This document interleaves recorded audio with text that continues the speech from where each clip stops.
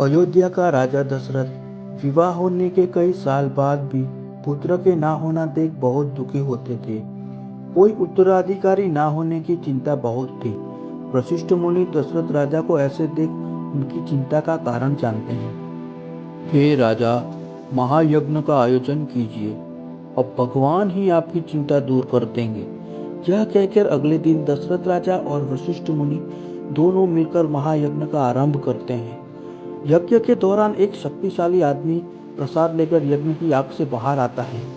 इस प्रसाद को अपने 3 बीवियों में बांट दो। यह कहकर प्रसाद को दशरथ राजा के हाथ में दे देता है। कुछ ही दिनों में कौशल्या को राम, कुछ और दिन बाद सुमित्रा को लक्ष्मण और कुछ और दिन के बाद कैकेयी को भरत और शत्रुघ्न जन्म लेते हैं। कुछ ही सालों में विद्या अभ्यास करने के लिए दशरथ राजा उनके पुत्रों को वशिष्ठ मुनि के आश्रम भेजते हैं।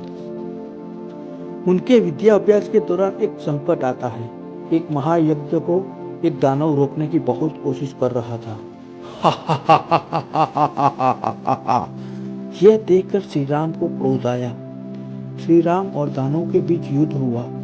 श्री राम ने अपनी ताकत और बुद्धि से उस दानव को खत्म कर देते हैं और यज्ञ के बीच कोई आपत्ति नहीं आने देते। वशिष्ठ मुनि श्री राम की शक्ति को देखकर उनकी कद्र करते हैं।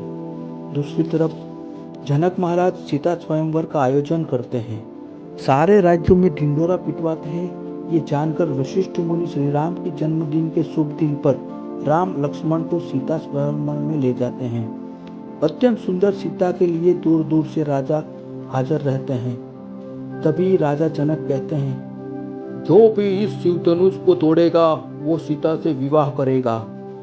सभी राजा शिव धनुष को तोड़ने के लिए अपनी ताकत लगाते हैं और उसका दिखावा करते हैं, लेकिन सारी कोशिश नाकाम हो जाती है। तभी श्री राम वहां आते हैं। वशिष्ठ मुनि राजा जनक से कहते हैं, ये अयोध्या के राजा दशरथ के पुत्र श्री राम ही शिव धनुष को तोड़ेंगे।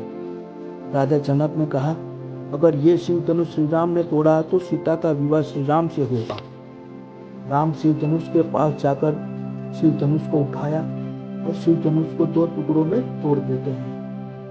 तभी राजा जनक सभी राजाओं के सामने राम और सीता का विवाह करवाते हैं। उसके बाद तीनों अयोध्या वापस लौट जाते हैं।